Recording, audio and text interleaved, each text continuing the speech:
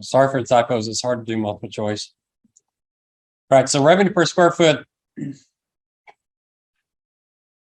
not a measure of margins, not a measure of liquidity, it's not a measure of solvency, it's a measure of turnover, right? So you can kick those out. It's not a good measure of margins, gross margin, net margins, your margins. It's not a measure of solvency. That would be debt to equity or debt to EBITDA. So it's not those two. They've been good at keeping their revenue per square foot below 250. Why would you want it to be lower? That doesn't make any sense.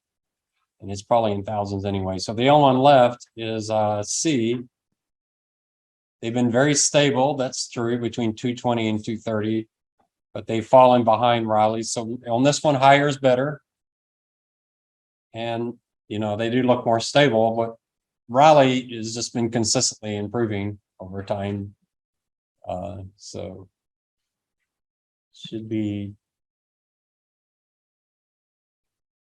C if the machine will let me move. There you go. C. All right. Y'all get that one? All right. So revenue per employee is not gross margins, it's not liquidities, so it's turnover. Honeywell's been more consistent. That doesn't look true, does it? Looks like 3M's been more consistent. But 3M has been showing stronger improvement. Actually, if I switch C, that probably would have been the right answer, right? So 3M's been much more consistent, but Honeywell has done more catching up. So I think A is probably what I meant. Let's see. You might question if Honeywell's been an industry leader, but they certainly have been here recently. So C would have been right if I'd switched the names. All right, this one's hard to read, but the key here, and this is really, really important in your paper. The total number of stores, that I'm calling capacity. And the revenue per store, I'm calling that turnover. Okay, so we prefer that the growth comes from the revenue per store, the turnover, rather than coming from capacity. All right. So the decrease is in turnover. They have a decrease in turnover, and that's bad. So it reflects poor management. So it should be D. It's their capacity increased 8%, their turnover decreased 1.2%. We'd rather they be switched. That would be better. But definitely you want the revenue per store to be increasing. Remember, revenue per store, because revenues in dollars and stores is not, here you can compare it to inflation. So not only is it negative, but they didn't even keep up with inflation. If I'd done revenue per PP&E, then you wouldn't bring in the inflation question. But all right, so D there. All right, this one was confusing. The first one was correct, but you can see I copied it. The reason I copied it is these first three, if the question is, what is gross margin measure and what is net margin measure? So gross margin does measure price markup, but Deere is higher, so they must have a higher markup. Okay, so if you have a higher gross margin, you must have a higher markup. So A is okay if it was switched. So you have a higher because they're above. Their sales minus cost of goods sold is stronger and more stable than Caterpillar's. That looks pretty good, right? They have higher fixed costs, they have higher variable costs. You can't say anything about variable and fixed costs from gross margin. It's just not there. All right.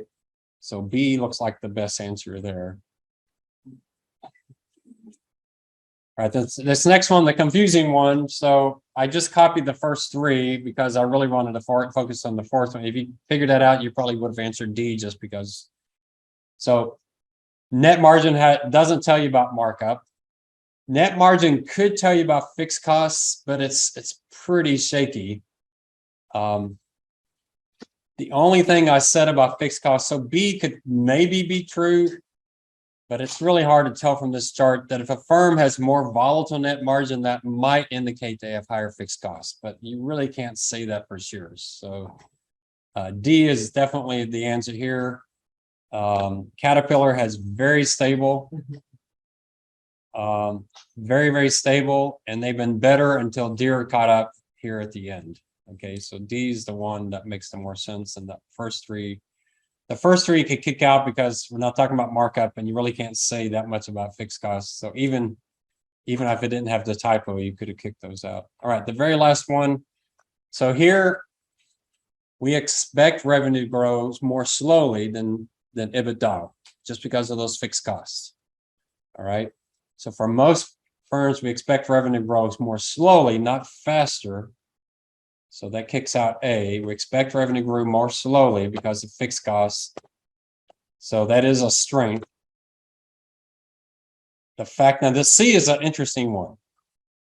If earnings grow faster than revenues, that means margins are getting better. Okay, those two things do mean the same thing. All right, I didn't tell you that in class, but the problem with C is it's saying it's doing it backwards. So C could be correct if I had flipped it. In D, the sharp divergence in D, that wouldn't mean fuel costs are rising, it means they're falling. Because if they suddenly shut up in their earnings, it would mean their fuel costs are falling, and so they had higher margins. So it'd be the exact opposite. So B is really the only one that makes sense there. These are tough. You gotta, I mean, anybody get all 6 of them right? Did I get all 6? Anybody? No. All right, they're tough, and some of these questions are not worded real well, which is why I don't like multiple choice questions. They're more thought-provoking.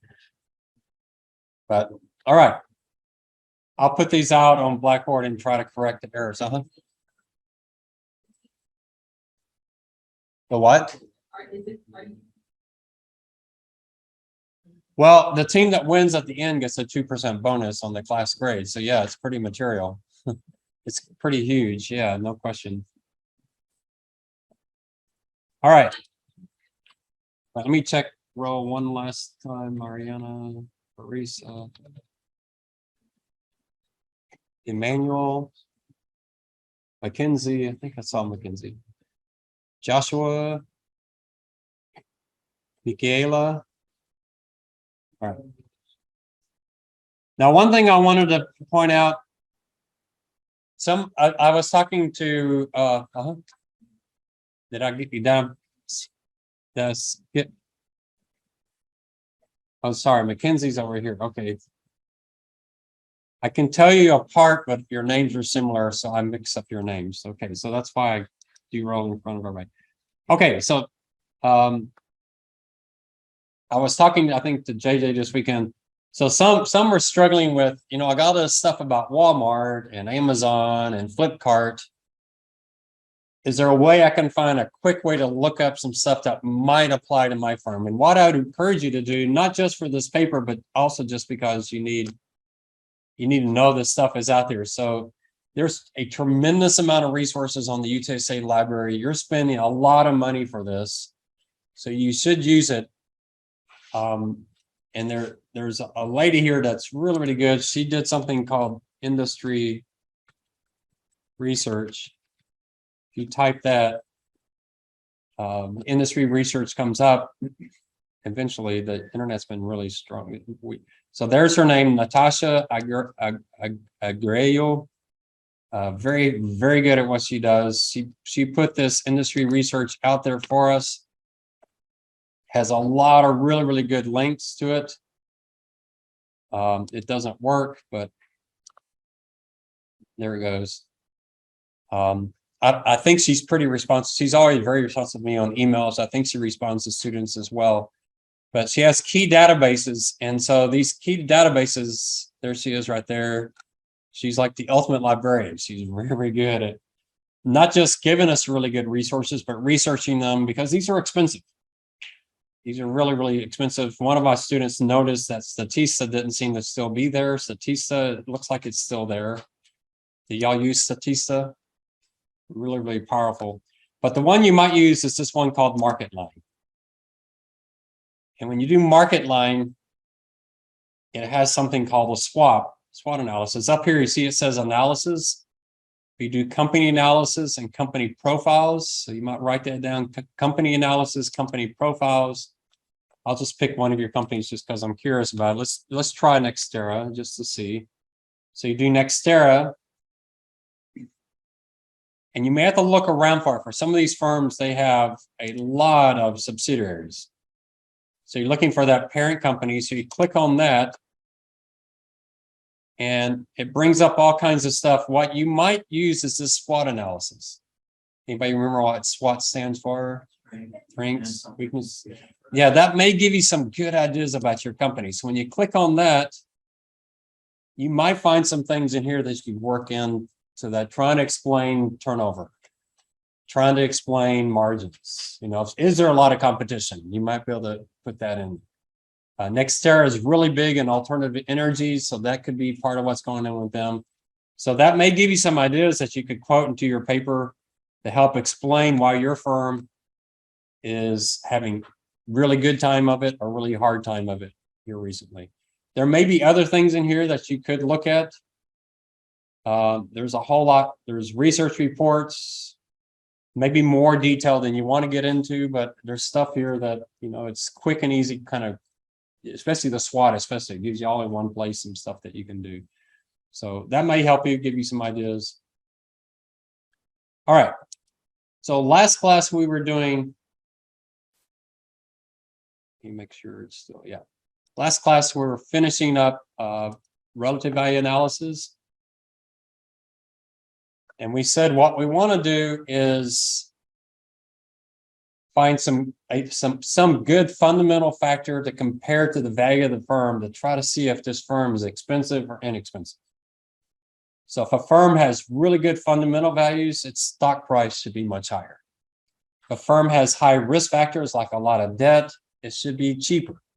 So you're hoping that's what you're going to find. So you've gone through your analysis and you say, wow, they're really good at turnover and margin and they look really low risk. This should be an expensive firm. And then you look at it and they're not expensive. Okay, what am I missing? Which is really certainly possible. Facebook is a good example, or Meta. Meta looks wonderful. All their numbers look great. Well, here recently, but about a month ago, they looked really, really cheap. And why is that? Well, because the market's worried about their future, but their past looks really great. And so they look really, really cheap. Well, what are you looking at? You're looking only at the past. So it's possible they look great the last year or two or three, but the market's saying, yeah, but there's something about to happen that's going to hit them. So you have to kind of take that into consideration. We're not going to cover this, but boy, there's a lot here. This is really an important chart. I wish we could cover this more. We had more time. If you take my secure analysis class or even my investment class, I get more into this. But PE ratio is really, really popular. And what the PE ratio is telling you is firms with good growth should have high PE ratios. Firms with high risk should have low PE ratios. So we saw that with like Costco. Costco has a high PE ratio, but it's also a very low risk company. We also saw that with Amazon. Amazon has a very high growth rate, and so they have a high PE ratio. And you're not always sure, why is this company's PE ratio so high? Is it because they're low risk, or is it because they have high growth? But that's what the PE ratio is telling you, all in one ratio. All right. So I have here Zoom and Ford. Zoom, at the time I looked at this, had a really high PE ratio. Ford had a really low PE ratio. Why was Zoom's PE ratio so high? Well, at the time I did this, they were growing really fast. And I don't really understand that. I was using Skype at the time. I was like, why do I have to suddenly start using Zoom? I don't really understand it. I didn't think Skype was all that much worse than Zoom. I thought they were about the same. But for some reason, Zoom stuck off. Now, they haven't done as well here recently because they were benefiting from the pandemic. But definitely Zoom was trading very, very expensively because they were high growth. Ford is a slow growth company with high risk. So they're both slow growth and high risk. And we'll talk about high risk, what we mean there. But Ford has a lot of debt, but they're also a very cyclical stock. So Walmart looks kind of average, not high growth, but is low risk. So they're kind of in there in the middle. Amazon is a high growth company. So, you know, it's kind of a combination. Or it could be that Zoom is just an expensive company and Ford's a cheap company. We don't know which those are. But if you did your analysis of Ford and say, wow, this is a great company, low risk, just everything's working well, and their PE is only 8, wow, this is a really cheap stock. I should be buying this stock. Or you might do the opposite with Amazon and say, well, this is not a very good company. They're not growing all that well. Their turnover and margins aren't all that good. They're really high risk. Wow, why are they trading so expensively? I would avoid this stock at all costs. Now, I'll tell you, this part of the paper, I'm pretty lenient on the grading because I'm throwing this at you with a lot of exposures. So you're so do your best. It's a little tough, but that's what you want to do. Before you get into relative value, you want to sit down and say, hey, is my company looking really good or is it looking really bad? They did look above average on solvency and liquidity. They look above average. Where did they fall? And probably what you're going to find is they're good on some stuff and bad on some stuff. And then you're they should be, and that's where you say, I think they should be trading in line with their industry. All right. So we'll see, we'll practice this a little bit. So you have two choices on the numerators, either price or enterprise value. And you have a few choices on the numerators. It can be earnings related. So price to earnings, that's when you use earnings per share. EBIT and EBITDA, those are the choices I gave you. You can do book value or you can do revenue. Those are the choices I have. I'm going to tell you when do you pick one versus the other. Why do we use EV to revenue for Costco? Why do we do price to book value for Lockheed? You're going to have to kind of understand that when you get to that part of the paper, okay? So the key is on the numerator and the denominator that you match the right people to the right ratio, all right? So just learn this. This is really, really critical. This could be an issue on the exam. So if the denominator, the bottom part of the ratio, if it's before interest expense, you want the numerator to be enterprise value. All right. If the denominator is after interest expense, you want the numerator to be price. Now, why is it? Well, enterprise value includes both stockholders and bondholders. If you have both stockholders and bondholders, you want to look at stuff that's before interest expense, because interest expense belongs to whom? The bondholders. So if you do anything after interest expense, whatever's left over only belongs to the stockholders, because the bondholders already got what they need. You do stuff before interest expense, that belongs to both the stockholders and the bondholders, okay? So anything before interest expense, you want to use enterprise value. That includes things like EBIT, EBITDA, and revenue. Those are all before interest expense. So you would do EV, the EBIT, EV, the EBITDA, and EV, the revenue.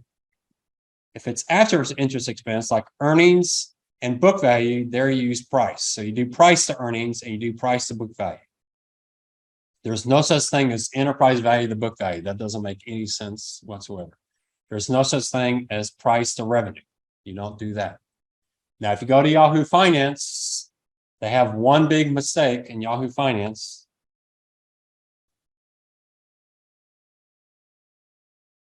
Someone came in and they loaded new software on the machines or something, because all of my links are gone.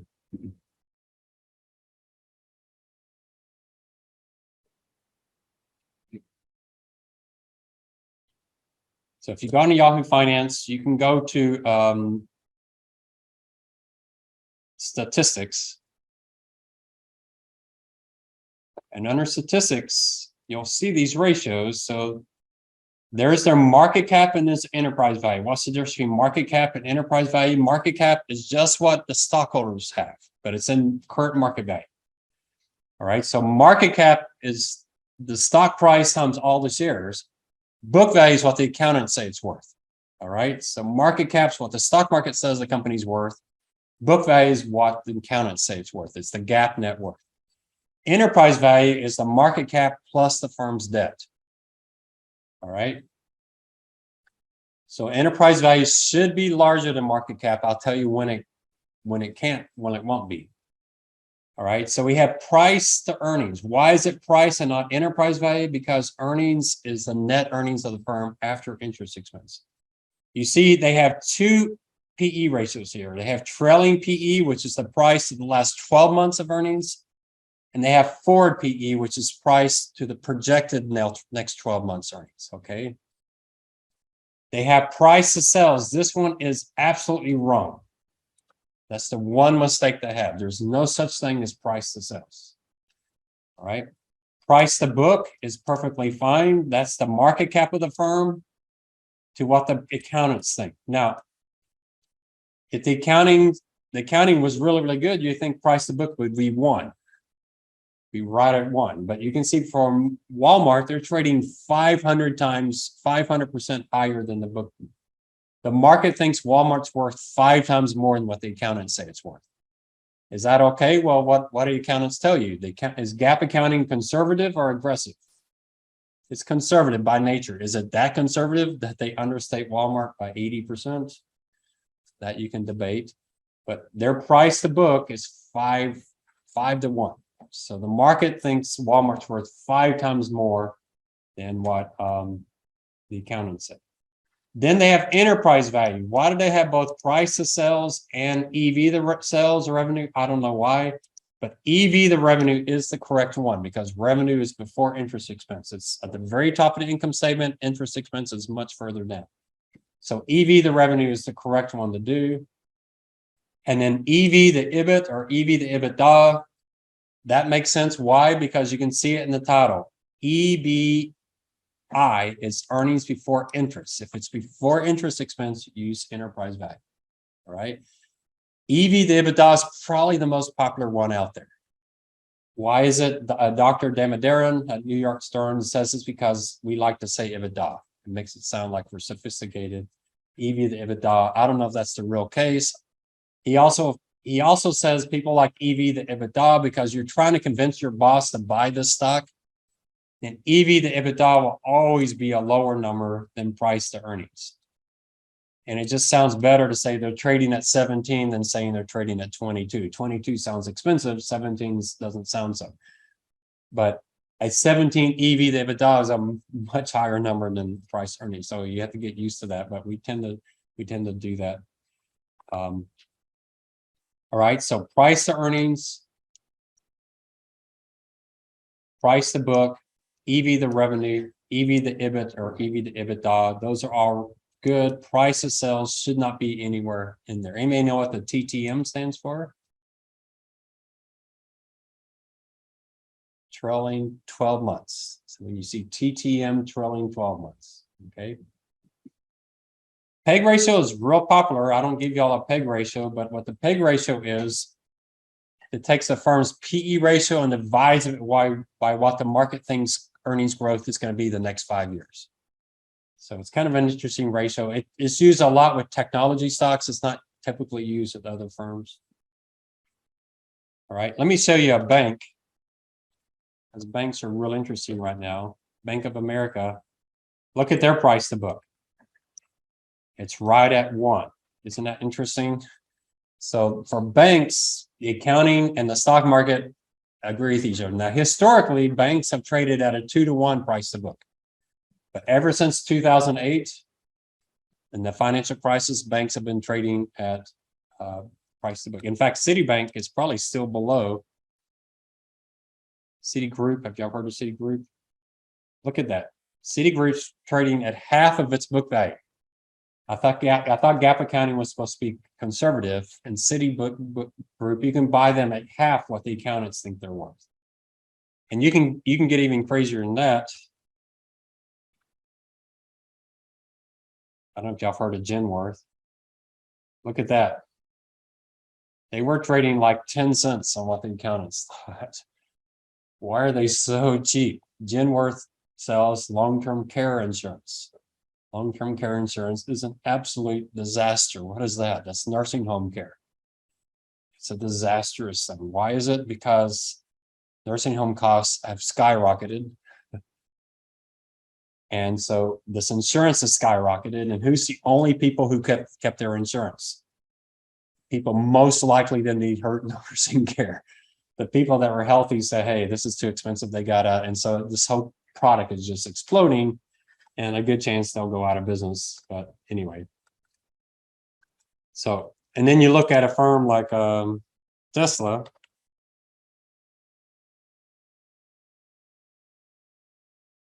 With Tesla, forget book value.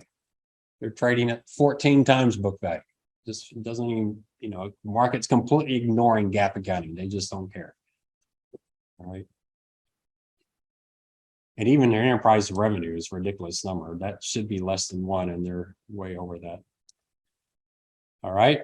Now, your advantage is, and this is true on the exam, I don't give you any wrong ratios. I don't give you price to sales. I don't give you EV to book value. So you don't have to worry about that. So your question is, for my firm, which of these ratios should I use? All right. So you have a few to choose from. You have earnings base, price to earnings, EV to EBIT, EV to EBITDA. I don't give you the PEG ratio. You have book value ones. You can have price to book value, or some people use price to like 10 years of earnings. That's a really famous one. A guy named Robert Schiller does that. It's really actually pretty interesting. And then you have revenue base, EV to sales. So which do you use? All right. So earnings base, those are for firms focused on revenue and earnings growth, the high growth companies like technology. So if you're doing NVIDIA, someone's doing NVIDIA. Was that Andrea? Someone's doing NVIDIA. So you have to tell her. So she's probably going to use EV to EBITDA. Very, very popular with tech companies. If you're doing Apple, if you're doing Microsoft, EV, someone's doing Microsoft, right? So EV to EBITDA would be the obvious one to do there. Almost all firms do price to earnings. So any of y'all can use price to earnings. So if I were doing a tech company, I'd probably do price to earnings and EV to EBITDA, right? Book value base. So there's 3 types of companies that do book value. One are those firms that are high capital requirements. So Nextera would do a price to book. Lockheed, those that have a lot of property, plant, and equipment. Intel, if anyone's doing Intel. KLA depends, Brian, if KLA has a lot of property, plant, and equipment, you might do price to book value. So KLA could be a technology company and use EV to EBITDA, but if they have a lot of property, plant, equipment, they could do. So for Intel, I would probably use price to book, but for NVIDIA, I'd use EV to EBITDA. So it can depend. So high capital requirements, manufacturing, utilities, those type of firms. How can you tell? You go to their balance sheet and look at their property, plant, and equipment. And if that's more than 40 or 50% of their assets, then price to book is probably your most likely candidate. Cyclical companies, commodity-based companies, price to book makes a lot of sense. So Exxon, I can't remember if any of y'all are doing energy. Well, Valero, if someone doing Valero in here, I can't remember.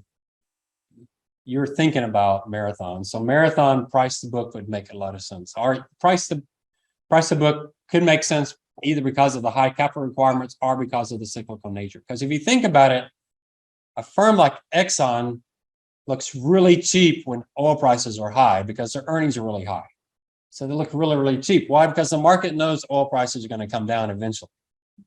So if you use price to book, you have several years of earnings in there, and then you don't get that distortion.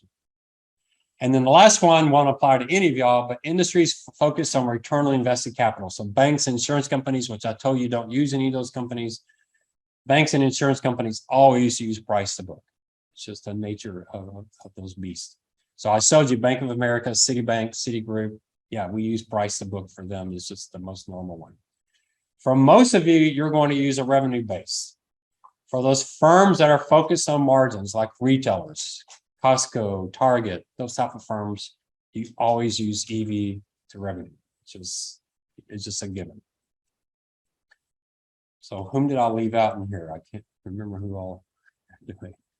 Someone throw out a company you're not sure about. Who? CVS is an interesting one. I would probably use EV than revenue for them. They're more retail. I know they said they're pharmaceutical, but they're more retail than our pharmaceutical. So yeah, EV to sales. You can, and if you join the investment society, we have these models that we run. And what we do with the model is we bring all these ratios in, and then we let the model decide which is the best one. And if you're doing retail, it always picks EV to revenue every single time. On tech companies, It frequently picks EV the EBITDA, but every once in a while will pick EV the revenue, depending on the firms. So it kind of depends. Can you explain a bit why KLA is later? Well, if on semiconductors, if they're fabricators, these fabricating plants are very expensive. Like Intel spends $1 billion building these things, so they have huge property, plant, equipment. So if you looked at Intel's balance sheet, 40–50% of their assets are property, plant, and equipment. If you look at NVIDIA's balance sheet, that's only about 10% of their assets are property, plant, and equipment. So I don't know KLA's model, if they have these big fabrication plants or not. A lot of firms, they use the Taiwanese companies to do all of that. And so the Taiwanese companies have huge property, plant, and equipment, but the firms don't actually do that. So it kind of depends on that. But they are definitely a tech company, so EV to EBITDA would work pretty well as well.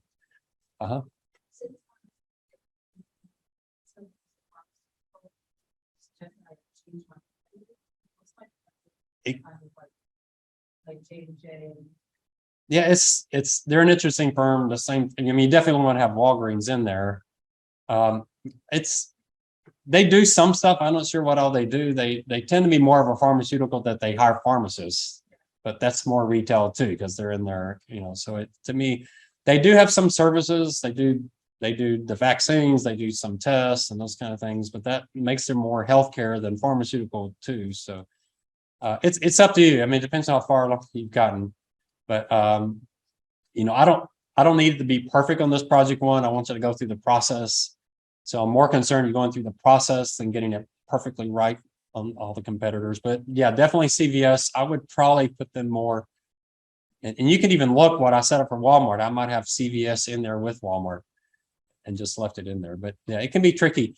It's tough when you're talking about what industry someone's in. It can be tough. Like, where does Apple belong? Is it software? Is it hardware? Is it, it's just, some of these companies are so messy. Where does Disney belong? We have them under media, but they also do travel and leisure.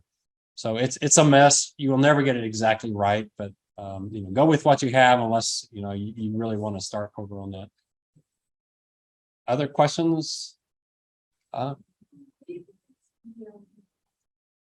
Expedia is a tough one. Sometimes firms like that, they're almost internet based.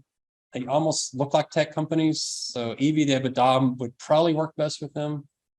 There's an outside chance EV to revenue, EV to sales might work. But one thing you can do, because I'm really more focused on you understanding the process, is look at your charts. And if one chart just doesn't look good, use the other one. Some of it is just pick the chart that's easier to talk about. And I'm perfectly fine with that. So if you're not sure. So there are some, if you're on the cusp, you're not really sure if it's tech or if it's retail or whatever, look at the charts, because some of the charts just get a little crazy. All right, other questions on this? All right, so what can you do with this? Well, what we do in Investment Society is use this to screen for stocks. So we do all the fundamental analysis that you've done in paper one, and we rank companies against each other, and then we compare that to their valuations. And what we want to do is say, hey, this firm, we thought this firm was the best. Oh, they're also the most expensive. Well, there's really not an opportunity there. We think they're the best and they're most expensive. They're priced correctly. Or we find a firm say, hey, this firm is the third best, but look, they're 50th most expensive. Wow, that looks like a good opportunity. We think they're great, but they're kind of cheap. That looks good. Or you might say, hey, this firm's kind of mediocre, but wow, their stock's really expensive. I don't think I want to buy that stock. And that's what we do. We compare the rankings. We compare the rankings of their fundamentals and their risk to the rankings of their valuations. And we're trying to find a firm that's misranked, either in valuations or fundamentals. You could do the same thing with bonds. It's a little tougher to get the data in, but you can do the same thing with bonds. You can definitely do this process for value non-public companies. So when UTSA sold their investment arm to Victory Capital, they probably looked at something called EV to assets under management. And that's probably how they decided how much to sell that. And I think they sold it for too little. I have friends that work there and they think that too. They think Victory Capital got a pretty good deal on that. But they probably looked at assets under management because that's the most common measure for that type of firm. When Valero sold off Corner Store, They probably looked at EV the sales for other, like 7-Eleven and other stores to try to see how much they should be able to spend that off for. So pretty common. If USA were to ever sell its bank, which I think they should have, I think they made a mistake. I think they sold the wrong entity. The bank is their Achilles heel. I mean, it's a great bank. I like USA's bank, but it's got some serious problems because it's growing so fast. How would they have done that? They would have looked at price to book. Probably for a firm like Capital One, USA's bank looks more like Capital One than any other bank. And they probably would have used that to figure out how much they could sell that bank for. You may have some projects. Some of you are finance majors. You may have a capstone class. Well, they'll give you 10 companies and you've got 10 public companies, you got a private company, and you're trying to figure out how much it's worth. You probably look at their relative PE ratios. You can say, well, the average PE ratio is 22. My firm's earnings are $4. So you take $4 times 22, and that tells you how much you think that company's worth. So it's really common to do that. It's good for coming up with benchmarks. So when I was at USAA, I could get all this data for every competitor USA had, and I would just compare USA to all these other companies and get a good sense of, hey, Allstate has these ratios, and this is where they trade. Progressive had these ratios. I could try to figure out where would USA place all these things. Where do they rank? Where are they strong? Where are they weak? It can be really, really powerful. And then the last thing is it just tells you what is the stock market focused in on. You run your model and you say, how do you weight these different fundamentals? Is gross margin important? So if you do a retailer, your model is probably going to put 30% weight on gross margin. That's really, really important. But if you're doing a tech company, it may ignore gross margin entirely.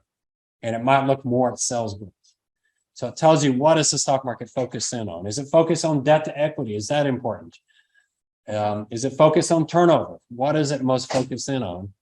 You might not like what the market's focused in on. It might put a 0 weight on turnover, and you think, wow, turnover is the most important thing. So you might actually weight turnover more, but the model's telling you, hey, turnover has 0 weight. You say, I'm going to put a 20% weight there.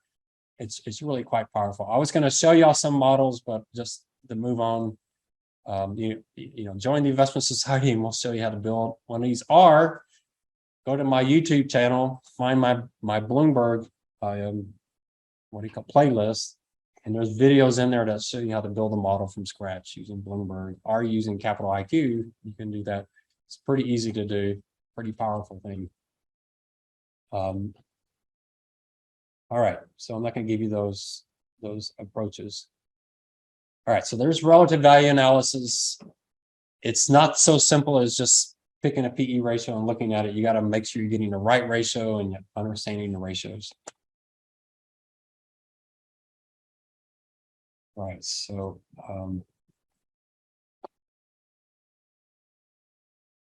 just a second here.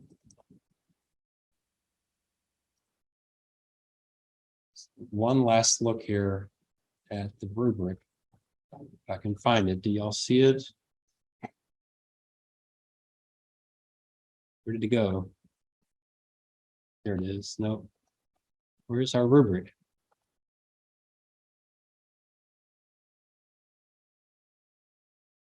There is your Costco values. Ah, there it is. Okay. All right, so we're going to leave this project, although I'm definitely going to be around for Zooms and all of that. So you're going to write this up for your company. You're going to get all the graphs. Remember to change the titles for your graphs at the end so that it explains why it's there. But you're going to cover 3 things under liquidity. Is cash from operations growing healthily? Net working capital, is it a use or is it a source? If it's a use, what's the growth rate? Is it a source? What's the growth rate? Remember, if it's a use, you want the growth rate to be really low. If it's a source, you want a good, strong growth rate. And then what are they doing with their cash flows? If they're creating good free cash flows, then they should be buying their stock back, paying dividends, paying down their debt. Those are the 3 things that look under liquidity. That's 15% of what we're looking at. Solvency, a lot easier. Times interest earned, higher is better. Above 10 is always just kind of a good benchmark. Debt, lower is better. What's the trend? How did it look versus their competitors? Pretty easy stuff. Most students get full credit on debt to EBITDA. And then a final summary on liquidity and solvency, look at that quality of earnings. Are there anything unusual going on between earnings and cash from operations that gives you concerns, especially recently? And then what are their credit ratings? Don't go in there and say, wow, my firm looks great, and then they got a single B rating. That's not going to be good. Or you think, my company's horrible and they're double A rated. That doesn't make sense. So you may go back and question yourself. Most of you are probably finding that what your assessment is and the credit ratings are pretty comparable, because most of y'all are picking pretty decent companies.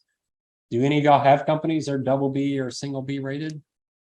None of y'all are doing Bed Bath and Beyond or anything like that. So you're pretty decent firms. Most are probably triple B or higher.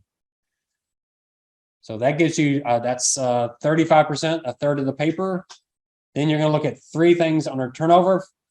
Somewhere in your notes, mark this. We finally come to the first thing in the paper that doesn't have a graph, which means a lot of students forget to talk about it on the exam. So highlight that in your notes. There's no graph for that, but you got to talk about revenue growth. Okay, everybody see that? I think last semester, 3 or 4 students completely forgot to talk about that, and that's 5% right there, or probably even more than that, because they're not great. There's a little bit higher grading because I don't have the relative value in on the exam. So make sure to talk about revenue growth, because there's no chart for that. Capacity versus turnover. You know, I'll give you the right capacity chart. So it's not going to give you revenue per employee, revenue per PP&E and all that. I'll just give you one so you'll know to talk about it. And so you'll have a chart, but you'll have to know to talk about capacity versus turnover. Make sure that's in there. And then the easy one, asset turnover, higher is better. What's the trend? Very straightforward. So there's 15% more of the paper there. Margin's usually pretty simple. The first two, especially gross margin, net margin, higher is better. Above the industry, the trend, real simple. And then revenue to the bottom line. And remember to talk about economies of scale. You expect earnings to grow faster than revenue just because you're spreading those fixed costs out. And there's another 15%. So between turnover and margin, there's 30%. And then you summarize it by simply looking at margin times ATO times margin. You've already talked about it. You just want to bring it together. So you see asset turnover times margin is improving. Well, why? But you go back and say, oh, because margin was doing well. Turnover is pretty flat, but margin's strong. You're essentially just repeating what you already said, but in a summary way. All right. And then ROE, a difficult one. I probably should mark that one as red, but a difficult one. We'll see on Thursday when we do the team competition. We'll get a little practice with that. It's just because you have to look at so many charts. So, but you've kind of already talked about it. If it's asset turnover and margin are improving, that's good. And that's also going to help your ROE improve. You just got to see if the leverage part is an issue. So that ends it for your exam. The exam doesn't have these last two. Doesn't have relative value, and I'll give you all the charts. All right. So essentially divide all this stuff by 0.8, and that's what these weights are on the exam. Okay, everybody understand that? There's no relative value on the exam because it's just a little too new, a little too much, and the graphs and all that I'm doing. I'm going to ask you to reword the graphs. So is everybody really clear on the exam and on paper one? So this weekend, get paper one done, completely written. I think you still have 2 more weekends, don't you? So you still have plenty of time. So get it out of the way, get it done so you have more time to meet with me. And what I'd recommend is get it done and then highlight those sections that you're struggling with. I mean, if you want to go through every single paragraph with me, it wears me out and it's going to wear you out. You're much better off just getting the green stuff done and then going back and highlighting those sections you're really uncertain of. All right.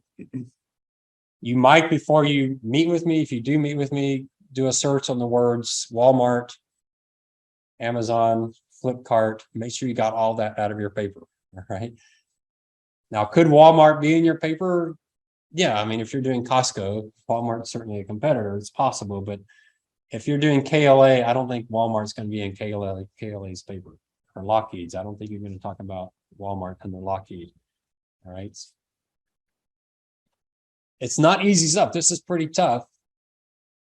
You might find someone in the non-honors class and show them what you're doing when you finish it, and they might pass out because they're not doing this. They're doing multiple choice questions, and they probably can't explain what you're going to understand this much deeper level than they will. which is what you need because you're honor students. You need to understand what all this means. So sometimes you need to step back and see. And they're doing current ratios, which I told you are horrible ratios anyways. So I'm not going to give you the bad ratios. So any questions on this? We're going to start the new topic, but I'll probably let you know a little bit early. Start a new topic today just to kind of get it going. But questions on this? Actually, I think maybe what I'll do.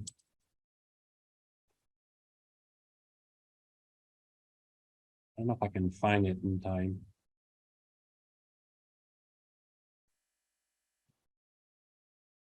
It's my YouTube. Oh, I got to log in. All right, I lost everything. So whatever I had in there, I've lost all my links.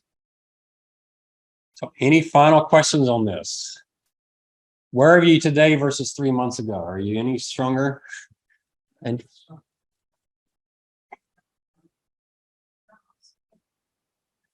yeah, you do have to do that.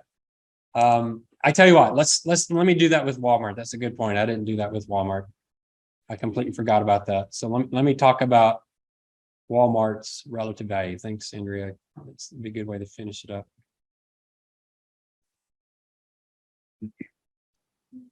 Students really struggle with this last part, and I know it's tough. So I finished with Walmart. On Walmart, I said liquidity looks good, solvency looks okay. Turnover, kind of blasé. They're kind of, they're strong. You expect them to be strong. Asset turnover, they're kind of blasé per square foot, but it's not improving. It's just flat. So they're better than industry, but it's flat. On margins, in line with the industry, kind of declining, but asset turnover plus margins probably declining slowly. And when I look at asset turnover times margin,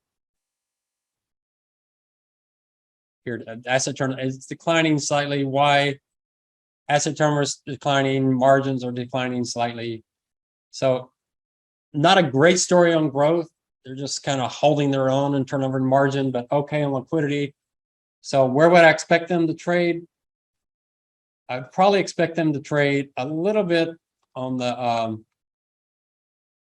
I don't have. Oh boy, I'm really glad you asked that question, Andrea, because I don't have it in here. I'll have to get y'all the one that has it in there. Sorry. Oh man, how did that happen? All right, let me find that one. Wow. I take that out of one class because they don't need it. And I must have given y'all the wrong one. So sorry, I'll make sure to give y'all the right one.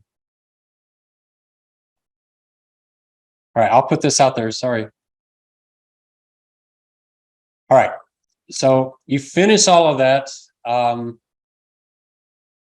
So I want to talk about how Walmart stock is doing. So they look good on liquidity and solvency. They're above average. I mean, they're really good on strength. They're a low risk company, but they look pretty mediocre in turnover and margin.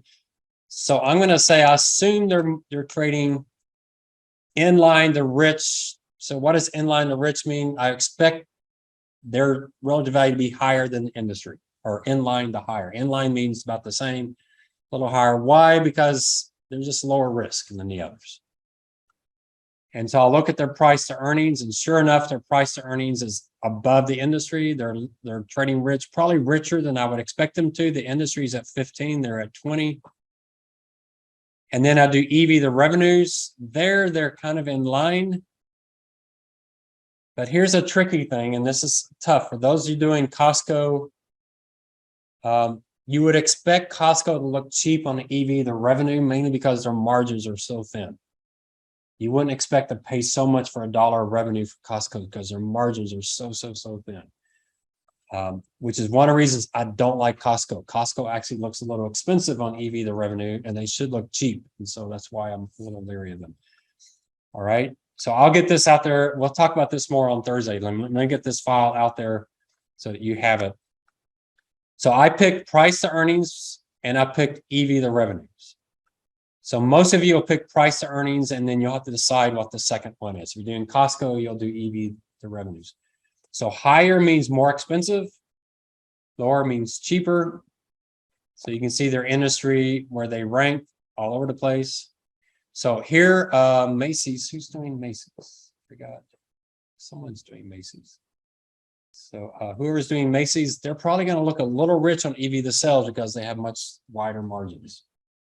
Okay, so you just have to kind of be aware of that. So if I were doing Lockheed, I'd have price to book here and be doing the same comparison. Higher price to book just means that it's a more expensive stock. All right, sorry about that. Boy, I had no idea I left that out. So we've been through everything. We'll come back and we'll do this one. We'll do this one again.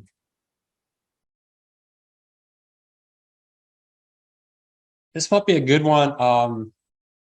If we can have a volunteer the right to relative value this weekend and send it to me, and we can go through it in class. Anybody willing to do that? I go through your paper on class on Tuesday on the relative value. Any takers on that? Well, think about it and write it up once you have the Walmart. But you see the process here on this part is you're going to start off with conclude.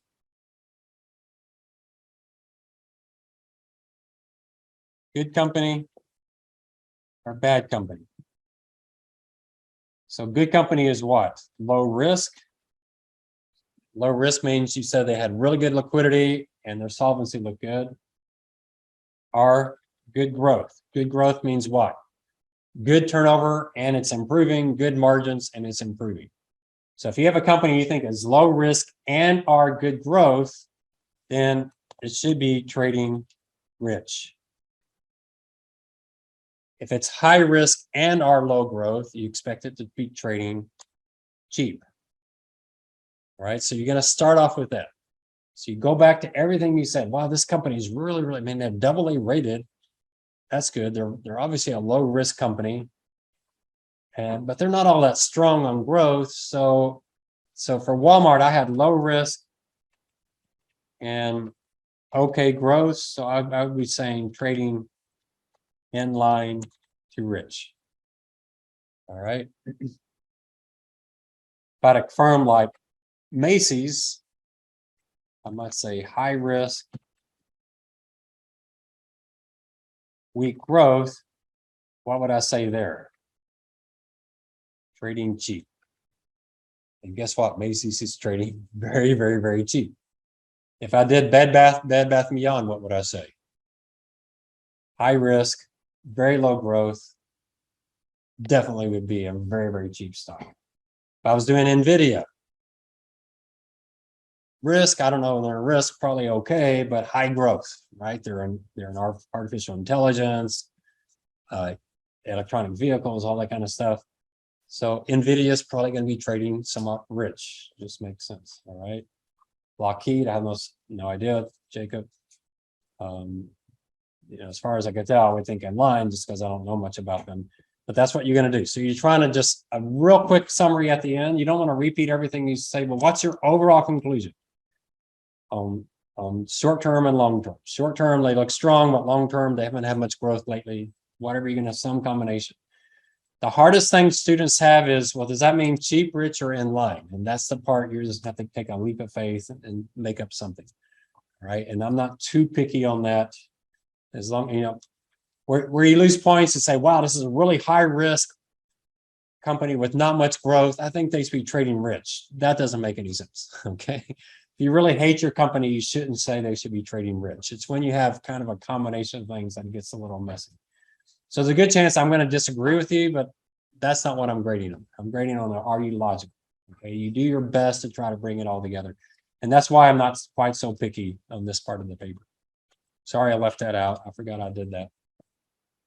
Okay, I'll let you out a little bit early then. So are they lower on one versus the other, or is it about the same between the two of them? It's about the same, isn't it? Yeah. We can't say they're weaker on both. So Duke return is much lower due exclusively to lower financial leverage. That's not true because it's also low here. Exclusive to turnover margin, that's not true because they're also low here. So it's between C and D, and probably most of y'all saw that. That the key here is this word aggressive. Whose financial leverage is more aggressive? Nextera's, right? I read that and go, wait, but then I go, oh, that's not more aggressive. So Duke is less aggressive. So it really is D. Weak on turnover margin, And they're strong there. So D is a good answer on that one. Questions on that one? You see how this applies to your, this is one of the harder things because you got so many moving parts. All right, so Borg Warner, so rich means their bar is above, and this is the industry here, this purple one. So they're definitely rich to the industry and they're definitely rich to their competitor. Trading rich to the industry. So A looks pretty good to me. Y'all agree with that? Yes. They're definitely not cheap. Price to sales doesn't make sense. Price to book's the perfect ratio for this firm. Price to sales doesn't make sense at all, right? It should be EV to sales, but also EV to sales is for retailers. And price to book is perfectly fine. We don't use EV to book. Why? Because book value is net of interest expense. It's after all that. So yeah, A is the best answer there. All right. Team 2 is looking pretty good so far. All right, on this last one, they're trading cheap to the industry. No. They're trading rich to the industry. Yes. Cheap to our Hershey's, whoever that is. That B looks pretty good. They should use price to book as a retailer. No, who do you use for a retailer? EV to sales, which is exactly what we have here. We should never use EV to sales as price to sales. That's not correct. EV to sales. Why? Because sales is for interest expense. If it's before interest expense, use EVs. So B looks right. Oh, wow. Team 2 got all of them. Did anybody get all three? Anybody else? All right. This was a little easier. Y'all getting a little better. All right. Good. Good. All right. I'll try to remember to get all these out there, maybe in one huge file. So you have them for kind of practice. All right. Good. Y'all are actually, looks like you're understanding this, which is great. All right. Let me do a quick. Jacob, Mariana, Parisa, Mackenzie, Leslie. All right.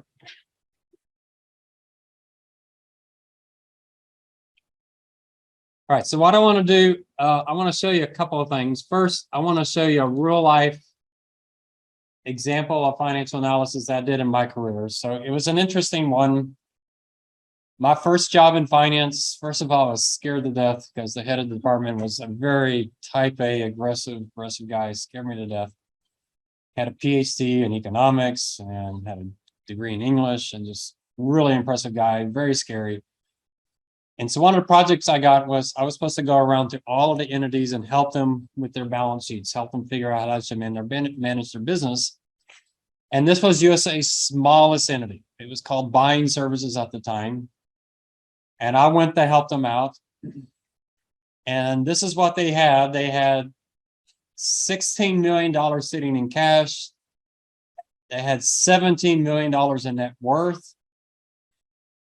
Their earnings from their retail business was $870,000, but they had, because they had so much sitting in cash, they actually had 640. So almost half their earnings was just interest on their cash account. So they made 1.5 million, or 1.5 million divided by 17 million was an 8.88% return. And this is what they gave me.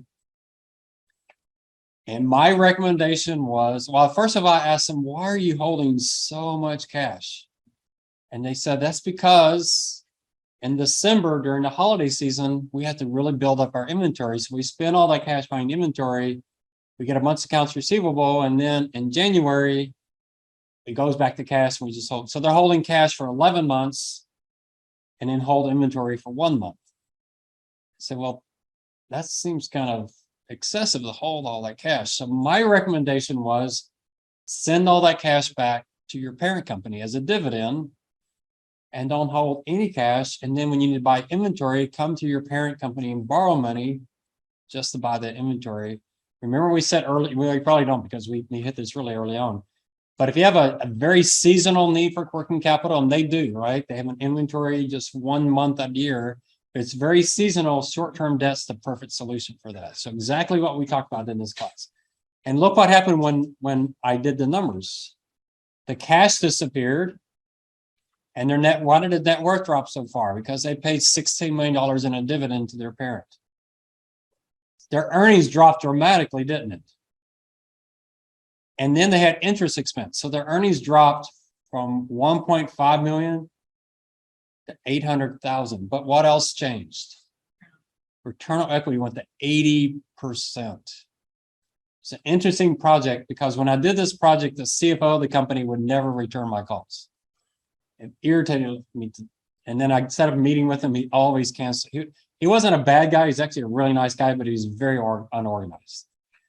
And so I go to my boss's boss. I go, Bill, I got this great answer. I think this is wonderful, but the guy won't talk to me. So Bill sends it to his boss, who's the boss of the guy who runs this company. And that guy sends it to the head of this company. And so that guy is livid. He says, you went around me with this project. And I'm thinking, all right, we're in trouble. So I learned a lot on this day. I'll go down with Bill to meet with the president of this company. And I want to say, well, we did it because your CFO wouldn't return my calls, but that's not what Bill did. I learned a good lesson. Bill goes, the general's mad. Why did you go above me to present this? And Bill said, you're right. We did that. And that was wrong. We shouldn't have done that. But can I show you the numbers? So he just, I wouldn't apologize. I said, hey, it's your fault. You wouldn't return my calls. Not him, but his CFO. But Bill didn't do it. He said, you're right. We messed up. We shouldn't have done that. But let me show you the numbers. And then he showed him the numbers. And this guy, the light bulb went off. It was so hilarious. The next exec council meeting. So he's the smallest subsidiary at USAA. All right. And he sits down to the biggest subsidiary at USAA, which is the bank. He sits down to the bank president. I'm just watching this because I know this is going to happen. He goes, Mark, what was your return on equity last year? Oh, 17, 18%. Oh, that's interesting. What was yours? Oh, we were 80%. Mark goes, 80%. And the general goes, Mark, what kind of dividends you guys paying? Oh, we can't pay dividend. We're growing too fast. But what about you? Oh, we just paid a $16 million dividend. It was so hilarious. He went from being the unappreciated, unrespected little bitty entity to being the highest earning, the only entity paying dividends. He unleashed every entity, then started paying dividends just like immediately. We went from $16 million in dividends to $250, $300 million in dividends because of this little project. So I learned a lot. First of all, that if you have a seasonal need for working capital, you don't sit in cash for 11 months and then you use short-term debt. It makes your return on equity much higher. The second thing I learned was don't fight battles you don't need to fight. Did I need to prove to them that it wasn't my fault that we went around them? No. What was important? That I get him on my side. And my boss, I was ready to go, hey, if Tim would have called me back, I would come to you. So I learned a lot. But yeah, this is exactly what we're talking about in this class. They had a working capital need just 1 month out of the year. We used debt to handle that. Their debt cost was really low because they only had to borrow money for 1 month. And the return on equity went from 8% to 80%. And they became the most profitable and best dividend paying entity at USAA just overnight. It's amazing. So this is real life stuff. All right. So now we're getting the time value money. You've got all the notes. We're really going to get in this when you do the Excel applications, but you're going to focus on those after you finish project 1. So I don't want you to worry about it. So remember all of the stuff you have for the Excel applications. You have YouTubes that are going to walk you through it. All right. We'll probably do one today just to practice and I'll show it to you. But essentially there's 4 formulas that you need to know, not just for this class, but for everything. There's a present value function, a future value function, a present value interest factor of annuity function, and a future value interest factor. A present value is when you're looking at a cash flow that you're going to get in the future and you want to know what it's worth today. All right, that's a present value. A future value is you have cash today and you want to know what it's going to be worth in the future. All right. A present value interest factor is when you have a bunch of payments in the future and you want to know what all those payments together are worth as $1 today. Okay. A future value interest factor annuity is when you're going to be investing money and you want to know how much money you're going to need in the distant future. All right. This one we're going to use the most. This one down here. That's how you do a loan schedule. If you've ever done a loan schedule, if not, you'll do one in the financial applications. There's 5 of them for time value money. 4 of them are present values and 1 of them are future value. I'm going to show you a future value one today. That's when you're doing loan payments. That's when you're valuing stocks. That's when you're valuing bonds. We use this one the most. We're trying to figure out, because most of the things we're valuing don't have just have one cash flow in the future, they have multiple cash flows in the future. So we'll use this a lot for a loan payment. Future value is mainly if you're planning for your retirement. And I'll show you a retirement example today, right? So those are ones you need to know. So let's try one. I'm going to bring this over so you can see what I'm doing. You don't need to memorize these functions. But I'm going to show you what you're going to actually do with them. So you don't have to be real picky on taking notes here because everything I'm showing you here, I do it step by step in the Excel application. So what you're going to want to do is you want to set this up. So you want to know what your rate is, what the time is, also known as N. You want your present value interest factor of annuity, and you want your future value interest factor of annuity, and you have some target. Right? So let's figure this out. Let's say Bob wants to buy a $50,000 car. It's going to make monthly payments to the bank at 6% annual interest. Okay. So what we're going to do on the rate looks like it's 6%, but it's not, but we'll fix that. Time looks like it's monthly payments over 5 years. That looks like it's 5, but it's really not. All right, so what you're going to do, and these problems are really simple, is you convert your interest rate into the period that you're looking at. So he's paying, he's paying monthly. So his interest rate's not 6%, but it's going to be what? 6% divided by how many months in a year? 12. What if he was paying weekly? What would you divide by? 52. So here he's paying monthly. So his, whoops, 0.06. So he's actually going to be paying, boy, there's just too much stuff going on here. He's actually been paying 0.5% a month, okay? The N is how many payments is he going to make? So how many payments is he going to make? 60. So 5 years times 12 months. So it'd be 60. If it were weekly, it'd be 5 times some 52 or 260. So 60. So that's what we're going to use in here. So that's the key, is your rate and your time need to be on the same basis. My rate is monthly and my time is in months. As long as you do that, you'll be fine. Then we're going to set up this function. So let me show you this function in the notes. I actually brought the wrong thing over.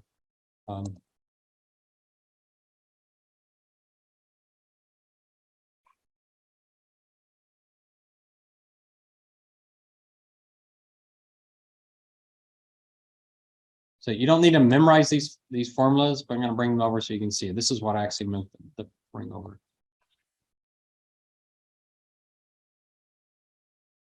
They're not difficult formulas, but just so you can see what I'm typing. So I want you, while I'm typing, I want you to see that that's the function for present value, interest factor annuity, and then the future value is an easier, much easier formula.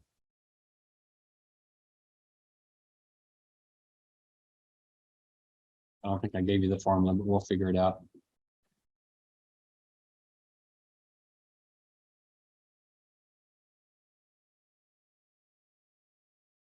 All right, so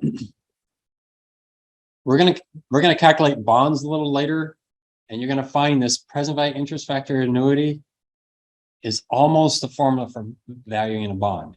It's real close, and you'll see that later. I'll show you how you can take this function. You can actually figure this function out when we price a bond, so it'll become really clear to you. But we're gonna just put that in there. As long as you do so you want to make sure when you're doing the application that you have these two formulas in there. Then you look at the problem and say, hey, is it a future value or present value?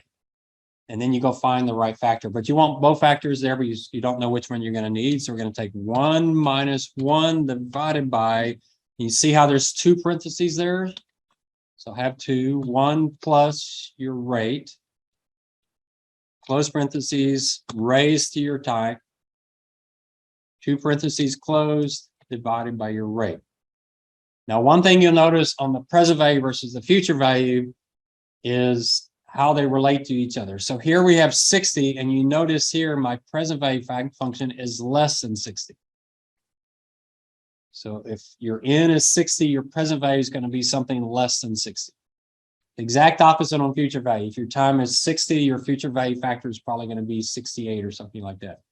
So we'll put that in there. You can see it's a lot easier function, but again, it's two parentheses, one plus our rate, close one parentheses, raised to the time, minus one, close parentheses, divided by the rate.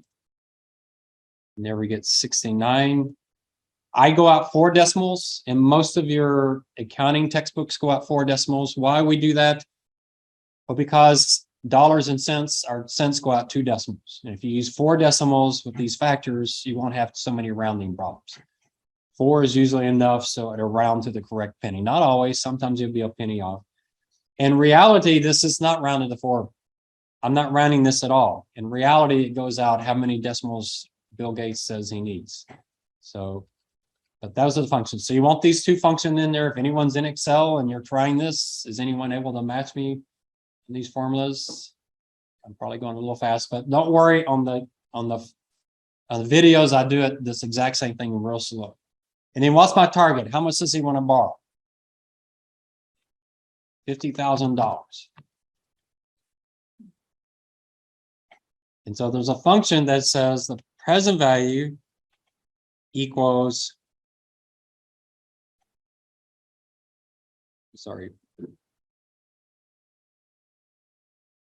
present value equals the payment times the present value interest factor of annuity. Now we're trying to figure out the payment here. So what do we know here? We know the present value. How much does a car cost today? He could pay $50,000 today, couldn't he? And just buy it with cash. So what is his payment? His payment is going to be the $50,000 divided by the present value interest factor of annuity. That's going to equal the payment. So what is this payment going to be? 50,000, and this is a present value function, so he's going to pay $966.64 a month. And if he does that, what should be his balance at the 50th month or 60th month? Should be 0. All right. Have y'all ever done a amortization schedule? Anyone? Did y'all do it in your accounting class? So y'all know how to do this. I don't know how I do it the same way. I put time, beginning balance. The next 2 columns you could switch, but interest expense, your payment, and then ending balance. So I'd start off at month 1. How much do I owe at the beginning of month 1?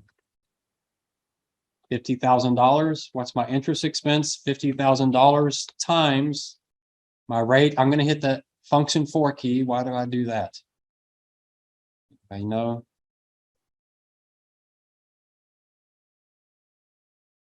Get the dollar signs because I always want it to be B1. So I'm going to hit that in. So I get the $sign B, $1. There's my interest expense for that first month. My payment, I'm going to go up and click on that, hit the F4.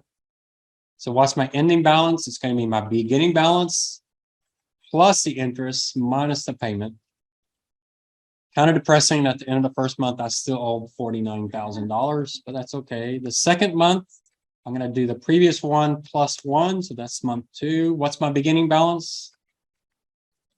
My ending balance before. My interest expense, I can actually copy that down because I use that lock-in function. You see how it's still referencing B. If I didn't do the lock-in, what would it be doing? It'd be multiplying by B2. Then it'd be a massive number. What's my payment? I can copy it down, or I can just reference it again. And my end balance, I can copy that down. So I need to go down 60 months.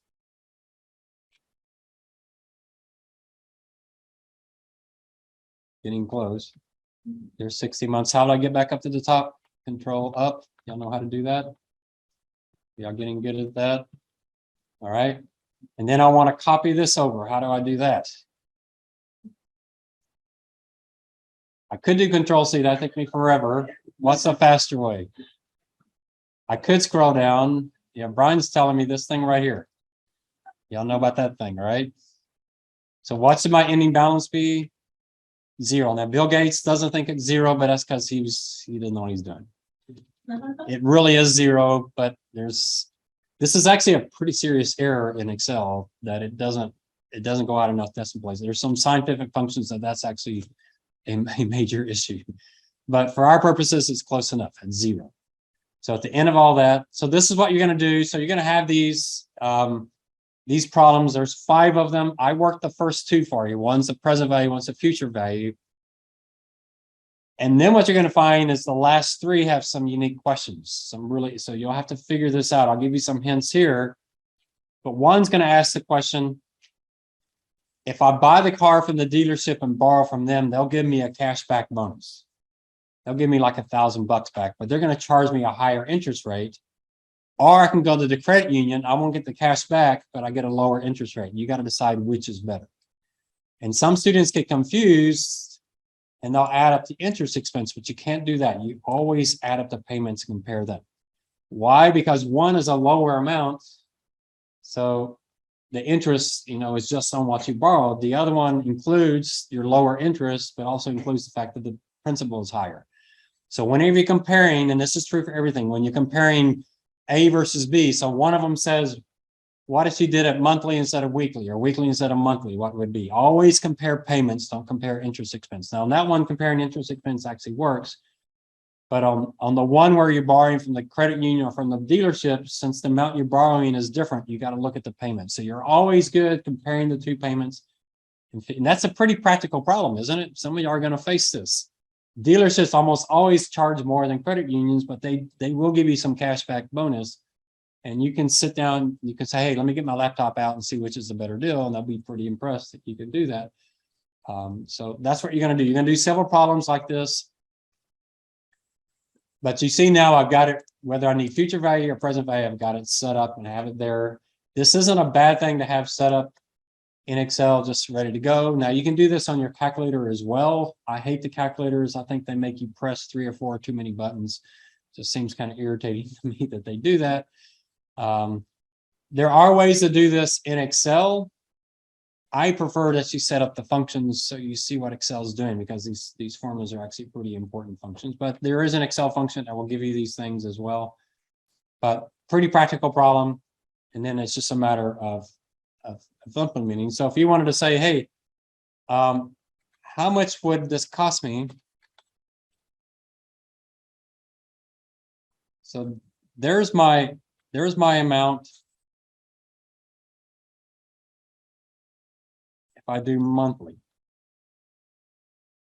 What if the bank says, hey, you know what? We could do this weekly instead if you like. So what do you change? Divide by 52, and now you got to make payments. You have to make 260 payments. That sounds ridiculous, but it's still only 5 years. And so everything else is the same, right? We don't have to change anything except for what? This needs to go out 260. So we're way out there, wherever that is. And did it work? Does it look good? So let's sum this up and see what the difference is. So which is going to be cheaper, to pay weekly or pay monthly? If you pay weekly, pay more often and earlier. If you pay earlier, what's that going to do for your interest costs? It's going to reduce it. It's going to reduce it. It's going to be $50, $100, $1,000. How much will you save? Any guesses? No guesses? You think it's going to be massive or small? A few weeks. Does that make a difference? I actually don't know. So how much does it save you? That's pretty significant, isn't it? You'll save $95. That's pretty significant. Just by paying just on average a couple of weeks early, saves you $95 over 5 years. Now you might say, I get paid from my employer monthly, so I don't really want to have to make these payments every week. But if it's, if it comes out of your account automatically, you have to kind of decide what difference it makes. Okay. But once you have it set up, it's pretty easy to adjust these things around. Where I see students making mistakes, you notice how I had to change the formula here. I make sure I go all the way down. Some students forget to change that and they're only summing the first 50 when they need to go 260 and they say, wow, it's a lot cheaper. Well, no, that's because you're missing, 210 weeks worth of payments. So, all right. So powerful stuff. Excel is really, really powerful. I think it's far better to learn to do this in Excel than it is to do it on a calculator, because Excel makes you see the formulas. Doesn't the calculator feel like a black box, doesn't it? Like there's some magic going on that you don't know about. It's much better to set it up so you can see it. I love that about Excel. It's open architecture. You really have to understand it to use it. And that's why I don't like using the Excel functions. I like setting everything up from scratch and showing everything. And I'm going to actually show you a spreadsheet that does that. All right. If you didn't get all this, don't worry. You got plenty of YouTubes that are going to show you how to do that. But now I want to show you an application, an actual application here.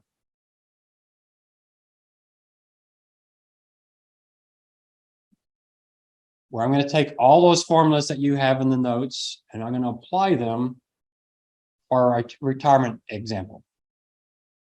So I've got someone who thinks they can make 5% a year over their investments until they retire. Does 5% seem aggressive? It kind of depends what you have to do with taxes. Is this net of tax? It should be net of tax. Maybe they have a Roth IRA or whatever. But we say 5%. If you have, the stock market can probably make you about 8%. Bonds can probably make you about 4%. So it's kind of in between stocks and bonds with some taken off for taxes. So 5 seems reasonable. She's going to assume an inflation rate of 2%. That seems low right now. So we have to adjust that, but I'll leave it at 2. Her age, her name's Carol for some reason. I don't know why I picked Carol, but her age, she's 25 today. She wants to retire at 62. When are y'all going to retire? 30? Okay, you could do that. I retired at 46, so you'd have me beat. We'll see. Most Americans are not really ready to retire. The average account for 65-year-olds is less than 100,000, so it's not all that great. But 62. And then when is she going to die? That's the hard one. We might talk a little bit about that. She says 95. Now you could put your life expectancy in there, which for Carol is probably 86. What's your probability of making it to your life expectancy by definition? What's your probability you'll make? If your life expectancy is 86, what's the probability you'll be alive at 86? This is a actual definition of the word life expectancy. Any guesses? It's not 100%, huh?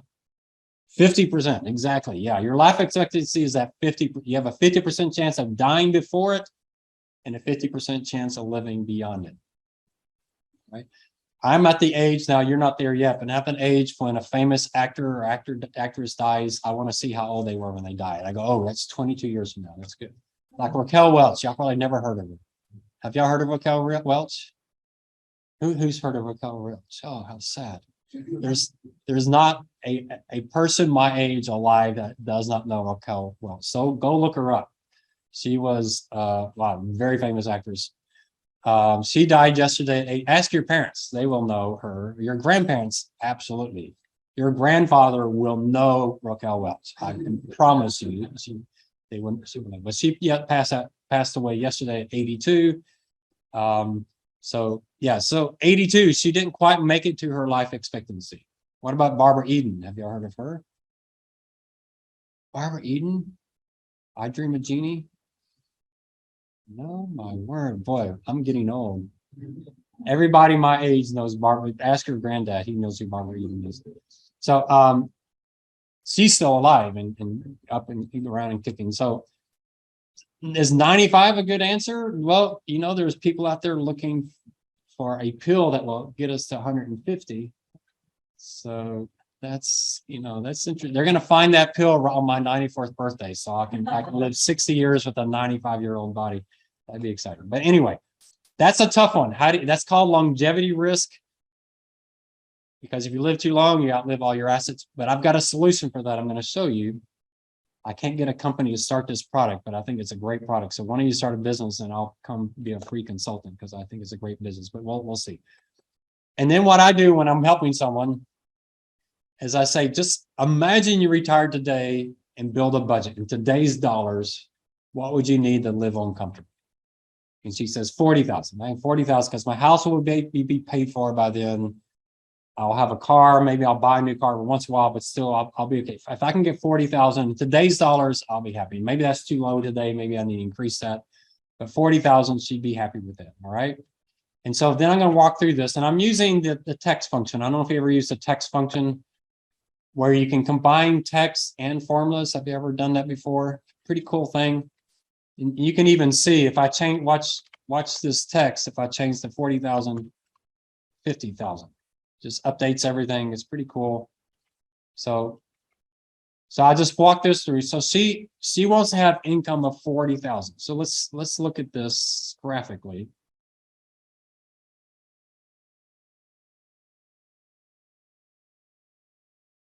So she's age 25. She needs to accumulate investments until she turns 62. And then she wants to have payouts so that when she turns 95, she's spent it all. She doesn't want to be overly conservative because then she don't have much, she's not having many parties or anything. So you want to spend your money, right? You want to die, and then the next day your account goes to $1, right? You spend it all. You have as much fun as you possibly can. So we got to figure out how much she need to save monthly, so she has a big enough portfolio to be able to pay this out. But this 40,000 is in today's dollars. Will 40,000 be enough when she turns 62? No, it's got to be in future dollars. So we got to inflate that. Not only that, but what's going to happen to inflation as she pays this out? That's also going to increase it. So if this is like 80,000 in future dollars, it's going to be 81, 82, 80, it's going to grow. All right. So we're going to do the math on this and we'll see it. So let's walk through this analysis. So she wants to know how much she's going to save. We're going to ignore taxes to make this easy. And she has nothing else saved up, no Social Security, anything like that to depend on. So, and again, I sometimes use concatenate, and sometimes I use the just the text function. So that's 62, that's getting pulled from up above. So she needs $40,000 today. She expects inflation of 2%. Her retirement is 37 years away. So she needs to determine how much is 40,000 going to be in 37 years. We need to inflate that at 2%. All right. That gets back to this formula. Well, which formula would it be? Present value, future value, PVIFA, PVFL, FEIFA, which is it? It's a future value because it's only one cash flow, 40,000 today. That's today's. We want to know what that 40,000 can be worth in 37 years. So we're going to take 40,000 times 1 plus that 2% inflation, raise it to the 37th. And when we do that, we'll get how much she needs in future dollars. And it's $83,200. So in 37 years, $83,200 will buy the same amount as 40,000 would today, assuming our inflation number is right. The last couple of years I've really messed up her plans, but that's fine because she's still young. She can adjust. All right. She needs 83,000, but she needs it for 33 years, and it's got to grow with inflation. That sounds like a really complicated formula, but it really isn't. I'm going to show you a little trick that you can do. So she thinks she's going to make 5%, but she has a 2% inflation rate. So what we can do with our discount rate, instead of using 5%, we can just take 5% minus what that thing's going to grow at. It's going to grow at 2%. We can actually use a discount rate of 3%, and it gives the same answer as our portfolio making 5, but what we're funding is growing at 2. It's really cool that you can do that. And so what we're going to do is we're going to figure out what is the present value interest. So essentially what we're doing here is we're doing this present value. She's got an ongoing payment of 83,200. She wants to know what that 83,200 is in today's dollars, when she retires at 62. She needs a portfolio large enough to make $83,000 payments for 33 years, except for that 83 is going to grow at 2% inflation. All right. So she's going to do the payment starting at 83,000. She's going to do a present value interest factor, but instead of using 5%, she's going to use 3. Because her portfolio will make 5, but she needs it to grow at 2% inflation. And so when she does all of that, we're doing this monthly, so the numbers are a little bit different. But when she does all of that, she gets that when she turns 62, she needs a portfolio of 1,741,470. That's at 6933. That was her monthly account of the 83,200. If you divide by 12, that's 69,300. And my factor to 251, that's at 33 years, but 12 months at present value at 3%. Okay, when I do that, it says that she needs 1.7 million. So she's sitting here today at age 25, knowing that in 37 years, she needs a $1.7 million portfolio. Y'all know that to retire, you need like $1 or $2 million. So it's a lot of money. So how much does she need to invest? Well, now we get back to the future value problem, right? She needs 1.7 million in the future. 1.7 million, that's her future value. She wants to know how much she needs to invest in order to have 1.7 million in the future. So she's going to use this formula, and she's trying to figure out this investment amount. And so N is 444 because she has 37 years times 12 months. If I did that right, yeah, that sounds right. And her discount rate is 0.4167. That's 5% divided by 12. And when she does that, she needs to invest 1,360 every month for the next 37 years to have 1.7. Now, there's one major flaw in this, because more than likely, Carol's not going to invest 1,360 every month. She's probably going to start at a lower amount and grow it as her salary grows. But I didn't build that into this. Okay. That's probably a lot for a 25-year-old to invest monthly. Wouldn't you think? Are y'all going to invest that much when you start off? So they say you should save 10% of your salary. And y'all are probably going to be starting off at 60 to 80,000. So you're probably going to need to invest 8,000 a year, which is less than what she's investing. But you'll probably start off about 10%. Hopefully you have a 401k and they match. So maybe you put 6% in and they put 6% in. So then you got 12. So then you'd be somewhat covered. But Carol's she's got to put quite a bit of money in here. All right. So if we look at this,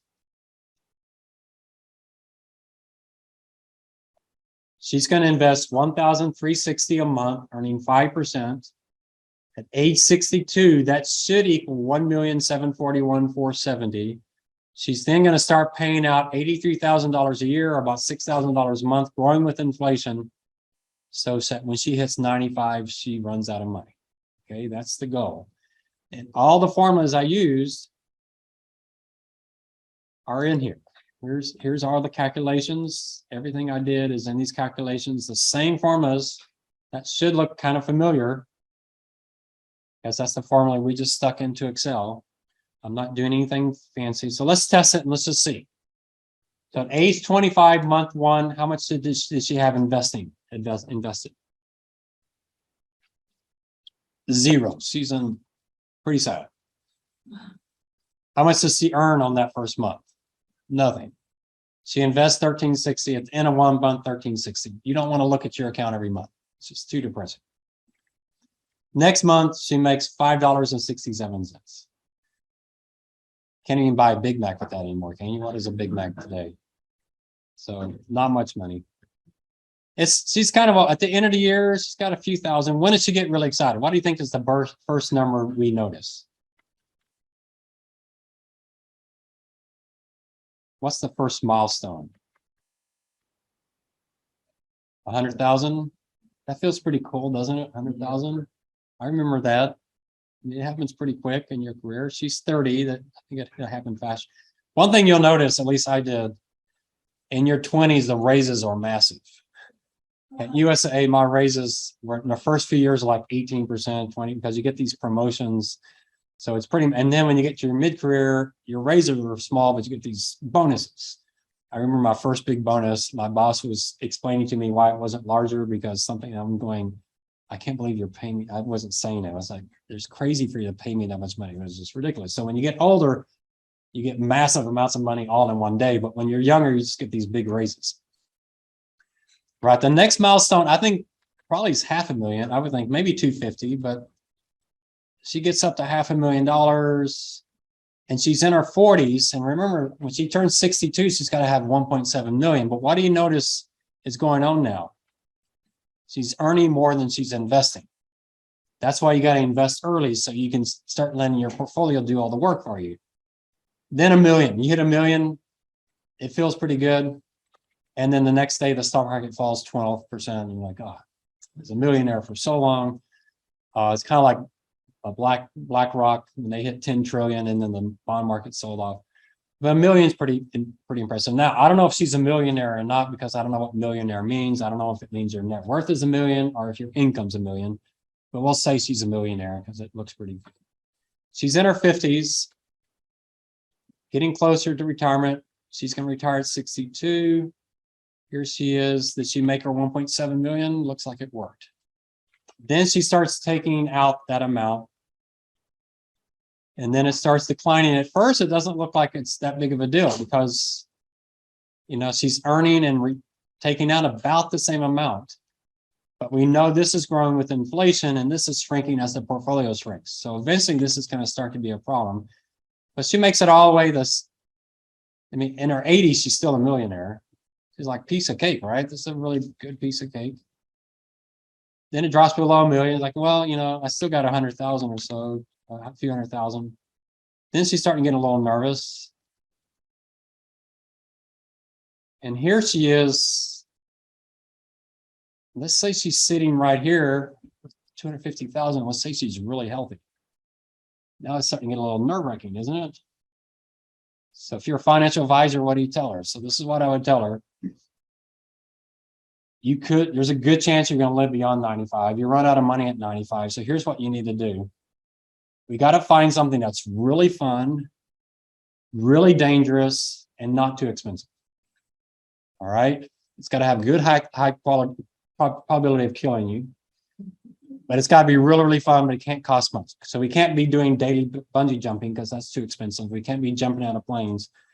Cocaine's probably too much. So I don't know. We got to find something that's really fun. And I don't know what that is, but she's got to do something where she goes out just really excited and happy. But so I don't know what that is. But at 95, she runs out of money. So she made it a little past. Why did she make it a little past? And that's because of my rounding. I had some rounding in there.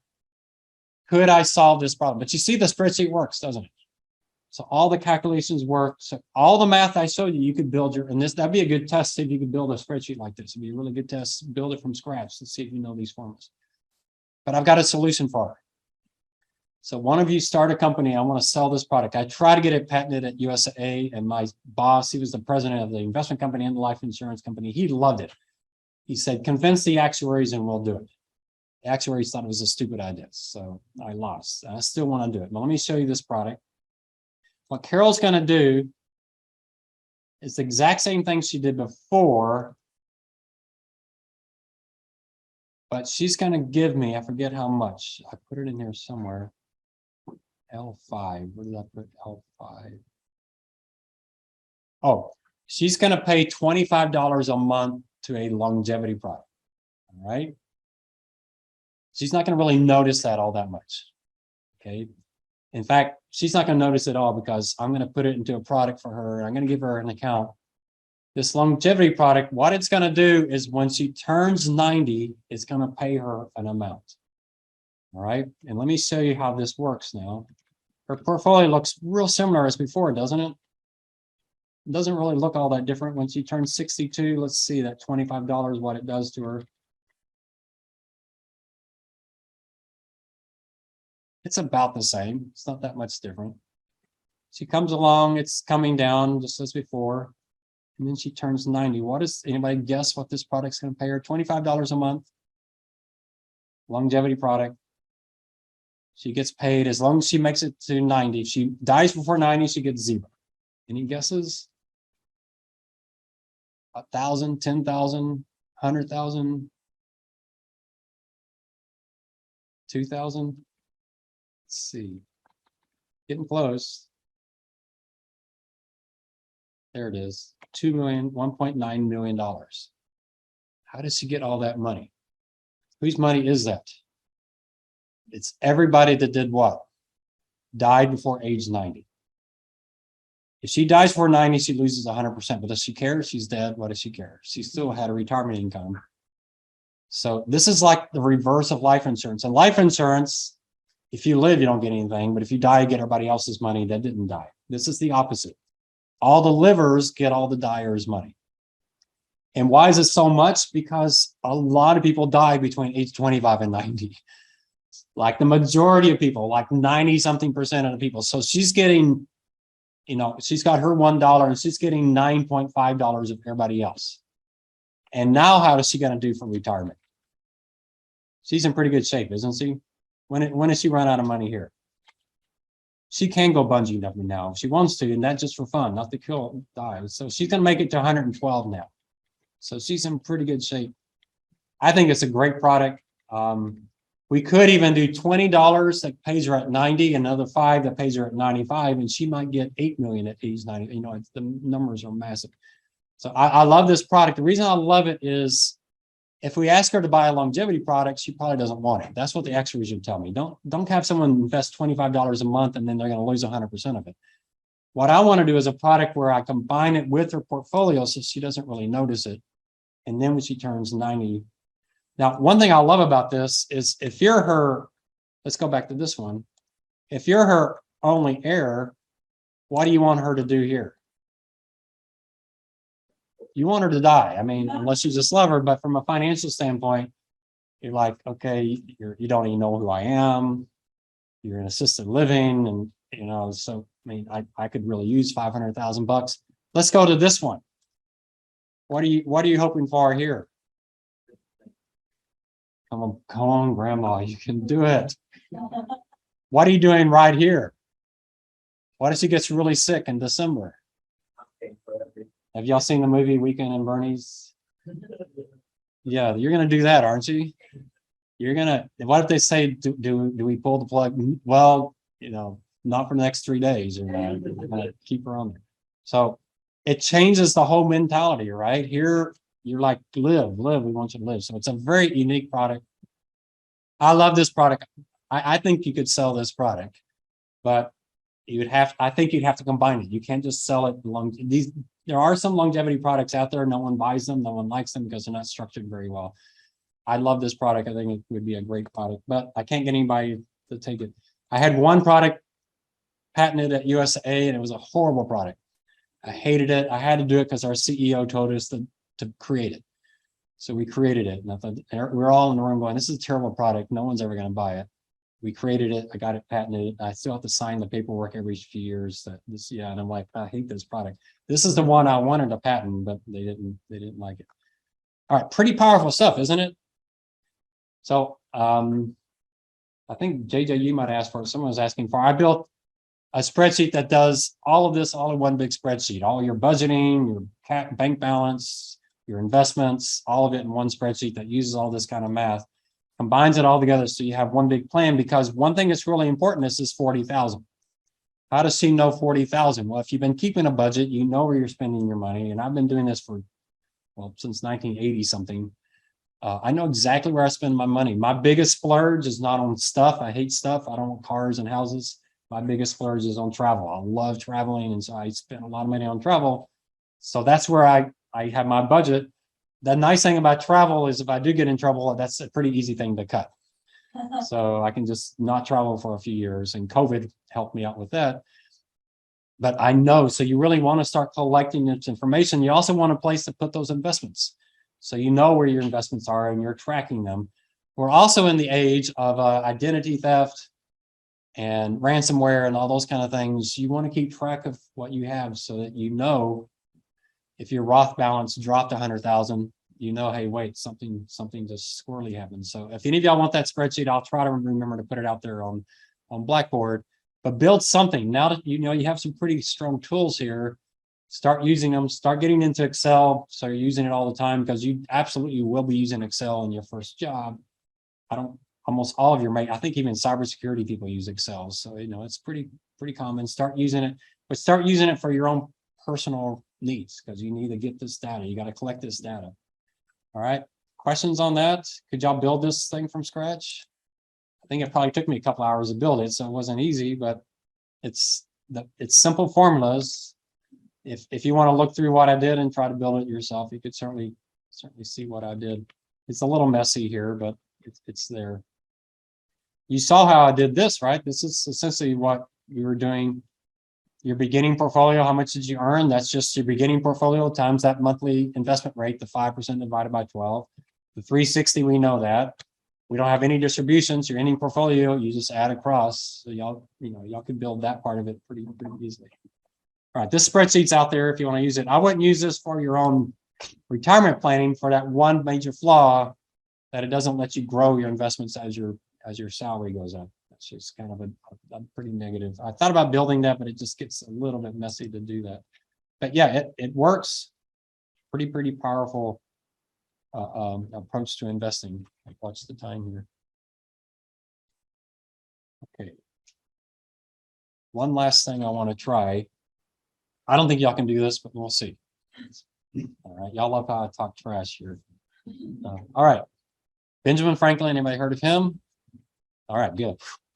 Benjamin Franklin, a man known for his inventiveness. I'm going to try to prove to you that he was one smart dude. So he left $5,000 to Boston, and this is a true story. He left $5,000 to Philadelphia, and he told them they couldn't touch it for 100 years. After 100 years, they could each take out $500,000. So he's obviously doing some of the math we're doing, but how are his Excel skills?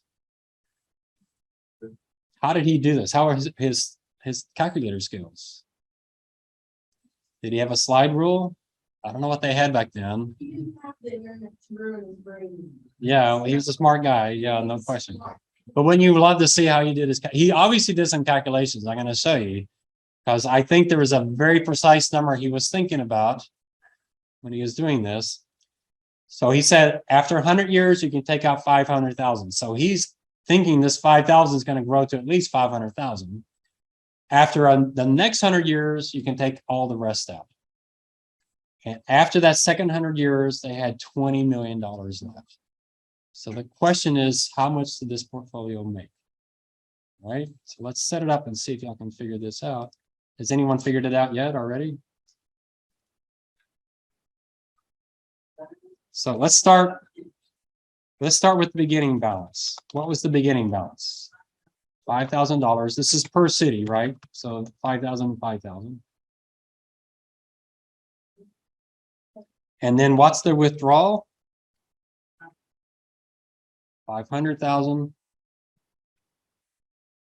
at N 100. So what we're going to do is we're going to have 100-year balance. Here's our rate. Someone give me a rate just to guess. Pick another one, because that's too good of a rate. 7%. Okay, let's try 7%. But Leslie's a good guess. Don't remember that I said that was a good guess. All right, so how do we get $5,000? Is this a present value problem or a future value problem? What is it going to be worth in 100 years? Future value. What's that formula? Future value equals present value times 1 plus I to the n. Does that look familiar at all? Right? So I'm kind of doing the work for you, but if y'all are ahead of me, go ahead. So 1 plus 0.0, well, I'm going to actually go through the rate. 1 plus 7% raised to 100. So $4 million portfolio. So the new 100-year balance would be what? 3.8 million. Everybody agree with that? And then we have the 200-year balance withdrawal. How much did they withdraw here? 20 million.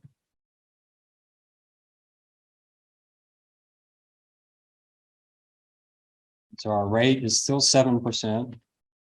So how do we get that? That times 1 plus our 7%, raised to the 100. It's going to be too high. It needs to be 20 million. It's going to be too high or too low. Too high. Yeah, way too high.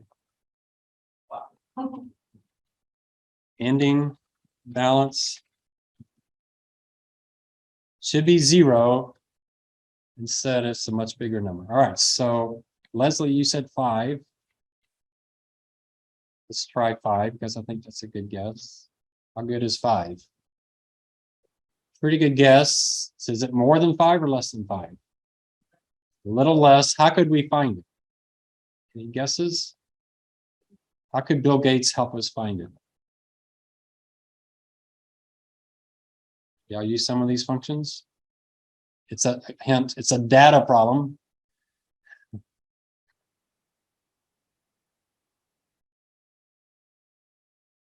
Data. What if we guessed a few times? What would we do? What if? And I have a target in mind. Goal seek. I want the set some cell equal to something. What do I want the sets equal to something? The width. Well, I'm going to change the rate. The ending balance, I want it to equal what? 0 by changing what? The rate. And there it is. So you're 5%. Did you just do that in your head or are you just guessing? Yeah. One thing to remember is, and it's really, really interesting, inflation is an industrial revolution phenomenon. And we know that because of some of the famous writers, Jane Eyre, I can't remember who wrote Pride and Prejudice, is that Jane Eyre? But some of the famous writers, you compare writers century to century, they use almost the exact same numbers for the cost of things. So inflation is very much a phenomenon. So at the time of Ben Franklin, inflation really wasn't in his mind, which is a big impact on how interest rates go. And so 5% is probably what he was thinking. He's probably had 5 in his mind. Now, I don't know how he did this math. He definitely wasn't thinking 4, right? Because if he thought 4, they wouldn't have had any money after 100 years. What if he was thinking 4.5? Still too low. So 5, you know, I think he probably had about 5% in mind. And then they had 20 million at the end. So, you know, smart guy, pretty amazing. How he did this math, you say that's pretty simple. How do you do that math if we have a calculator or Excel? Can you do that on a slide rule? I never used a slide rule. Y'all probably never did. So I don't know how you would actually do this math. Maybe he sat there and just calculated it out over and over 100 times. That would be a little extreme, but all right. The only thing I'm curious about, so that's time value money. We might spend a little bit more time on that. This was back in 1991 when they took the money out. So 20 million is probably a pretty good amount of money for them back then. So the only thing I want to ask y'all about is your team projects. Since we have a little time here, because we're going to be talking about the team projects here pretty soon. Has any team come down to a few ideas yet?